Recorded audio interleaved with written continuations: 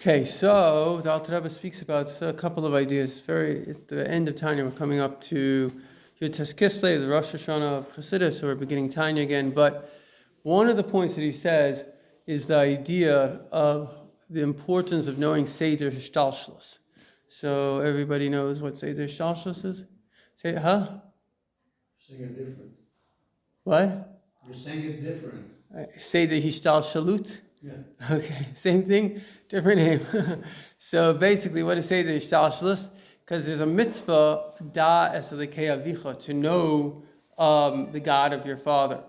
So what is Seder Hishtalshalus? Seder Hishtalshalus is the process by which how do you get from something that's infinite to something that's finite? So God is infinite. So how do you get to a chair, right? Think about it for a moment. Let's say you have a mind.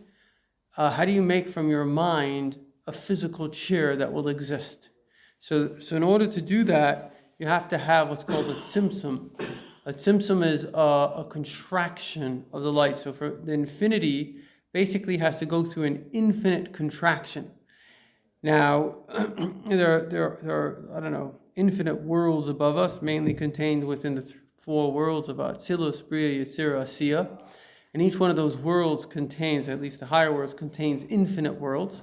Like we don't understand it's like the Baal Shem Tov says, I think when you kind of do a mitzvah or a Seder or something, like you create a universe, like a heaven and an earth. It's like we don't, obviously spiritual universe, but they're a universe nonetheless. Everything we say creates an angel. So imagine how many things have been said over thousands of years, billions of people. So you've got this tremendous like world that exists, or worlds that exist that contain all the information that ever had. And that's why if a person says around each person is Gan Eden and Gehenna, everything good that we do goes and gets deposited.